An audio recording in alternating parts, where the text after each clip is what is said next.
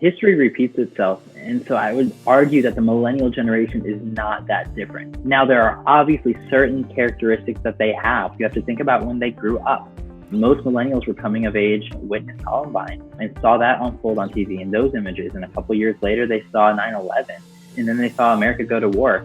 Millennials born in America really had a different perspective on the world than their parents, who didn't necessarily see some of that. And then obviously social media. You don't want to blame everything on social media because I feel like that's the scapegoat for a lot of conversation. But the reality is it allowed them to see the world much smaller than any other generation has seen the world, which makes them want to travel, which makes them want to have flexibility in work. Those things have characterized millennials to be different than previous generations. But the reality is, if you go back 2 generations, they have a lot of similarities as their great grandparents.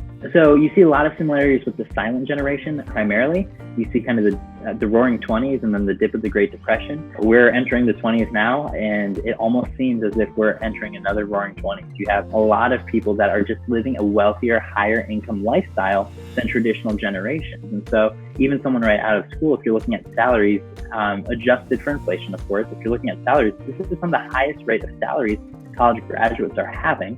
And college is now the minimum standard for graduation for a lot of these millennials, whereas you go back 2 generations when the United States had a lot more division between gender equality, you see that women often wouldn't even make it to middle school, 50, 75 years ago, whereas men would only maybe graduate middle school, and the very few would graduate high school. So now you've seen that educational shift as well, influencing some of the millennials' perspective.